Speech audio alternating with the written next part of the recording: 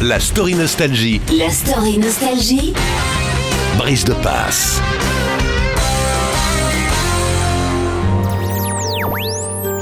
Même si le cri de Johnny « Y a-t-il quelqu'un qui m'aime ?» a provoqué une scène d'hystérie collective lors d'un concert avant cette chanson, « Que je t'aime » n'est pas un grand cri d'amour au départ de la star pour son public. Bah non. C'est Gilles Thibault qui en écrit le texte en 1968, juste après, comme d'habitude. Il ne va pas bien, non. Il sort d'un grave chagrin d'amour. Il donne un texte nommé « Ce que l'amour a blessé » à son acolyte Foxy, alias Jean Renard, afin qu'il en tire une partition. Ça sonne à peu près comme ça. Comme un revenant de guerre, comme un revenant du front, etc. Je le fais pas bien. Et justement, comme il part avec Sylvie Vartan à Londres pour enregistrer un 45 tours, Renard en profite pour donner la chanson à Johnny, qui est également du voyage. Et même si Hallyday et Renard travaillent déjà ensemble, ce dernier est très étonné quand Johnny lui ressort une autre version de la chanson qu'il a réécrite avec Thibault.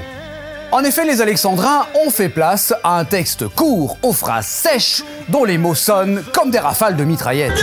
Le titre et le refrain ont changé. Ça s'appelle maintenant « Que je t'aime ». Enfin, 6 fois « Que je t'aime ».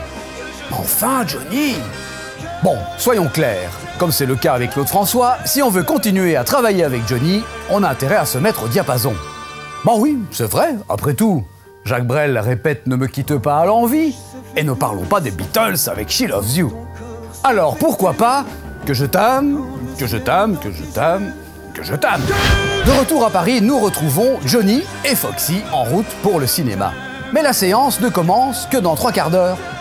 Et comme Foxy habite juste à côté du Grand Rex, il emmène Johnny chez lui et s'assied au piano pour arranger le nouveau texte de la chanson. Emballé par ce qu'il entend, Johnny se met à chanter puis à hurler. Que je t'aime, que je... On frappe à la porte. C'est la voisine qui vient rouspéter pour le boucan. C'est vrai, son bébé fait la sieste. Et quand Johnny ouvre la porte, elle le reconnaît immédiatement et rougit. Fin de l'incident. Quelques semaines plus tard, Johnny enregistre une émission de télé des Carpentiers pour la promotion de son nouvel album. Et comme ils veulent toujours qu'il y ait une chanson originale dans leur show, Foxy pousse Johnny à chanter « Que je t'aime ». Le samedi, lors du passage de l'émission, la chanson soulève l'enthousiasme du public et son incompréhension. En effet, la chanson ne figurera pas sur l'album ni sur aucun 45 tours. Le standard de l'ORTF est pris d'assaut. Les premières copies sortent de presse lorsque Johnny décide de s'asseoir dessus. Pas de « Que je t'aime », pas de promo pour l'album. Et la firme cède, rendant au passage les premières copies collector.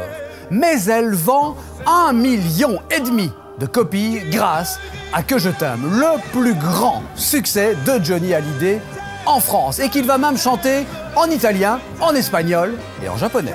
Pour la petite histoire, c'est de cette chanson que viendra les « Ah que bonjour, ah que Johnny » des Guignols, ainsi que de tous les imitateurs qui s'imitent les uns les autres. En effet, lors des breaks, lorsque la musique se calmait, Johnny, harassé, tout en sueur, soufflait des « Ah, que je t'aime ».